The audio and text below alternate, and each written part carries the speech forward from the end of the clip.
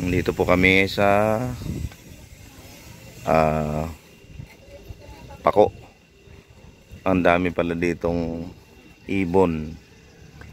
Ayan oh, pagkakadaming ibon pala dito sa Balinsa Sayaw. Parang masayang masaya silang nagliliparan oh. Dahing ibon ah. Pipiestahan ng mga ibon dito.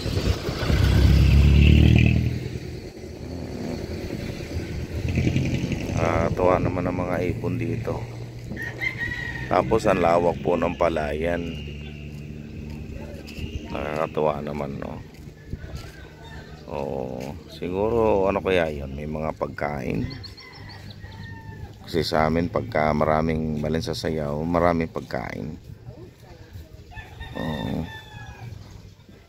Ang dami pala nakadapo doon sa poste. Ang dami oh. Ibig sabihin yan ay magsiselebrate sila dahil sa ganda ng palay, sa ganda ng panahon. Marahil sila kaya nagkaroon ng celebration. Purihin ang Diyos. Kaya ang mga ibon ay nanilin tulad ni God sa sabi ng Panginoon na yung mga ibon nga hindi pinababayaan ng Diyos na mahulog sa lupa. Kahit sila hindi nagtatanim, hindi sila umaani, hindi sila pinababayaan ng ating Panginoon Diyos. Kaya sabi ng Panginoon, kayo pa kaya? Laksan ninyo inyong loob, laksan ninyo inyong pananampalataya. Kung mga ibon di pinababayaan ng Diyos, tayo pa kaya mga tao, tayo pa kaya mga anak niya. Tayo nakapagtanim ng palay, nakakagapas. Ayun. Okay guys, maraming salamat sa inyong panonood dito sa aking video. Natuwa lang ako sa napakaraming ibon na ito na hindi ko alam kung anong sign nito. Ito kaya ay sign ng blessing, sign ng biyaya, sign ng pagpapala, o masaganang biyaya ng ating Panginoong Diyos sa mga kababayan. Ayan.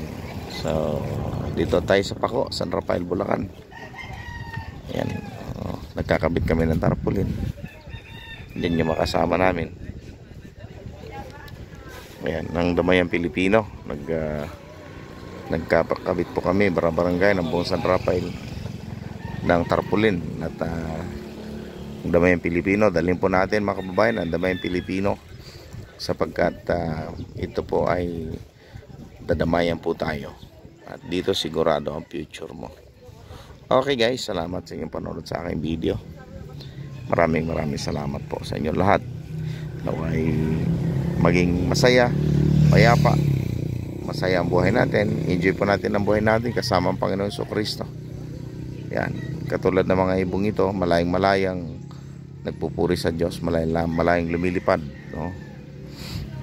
Ayun, mga kapatid, salamat sa iyong panonood sa aking video. Kung nagustuhan nyo po ito ang aking video, paki-share po, paki-like, paki-heart, like and share po dito sa aking video, sa aking YouTube channel. God bless po, we love you all. Yan, bye-bye po sa inyong lahat. To God be all the glory. Nakakatuwa sila. Bye-bye po.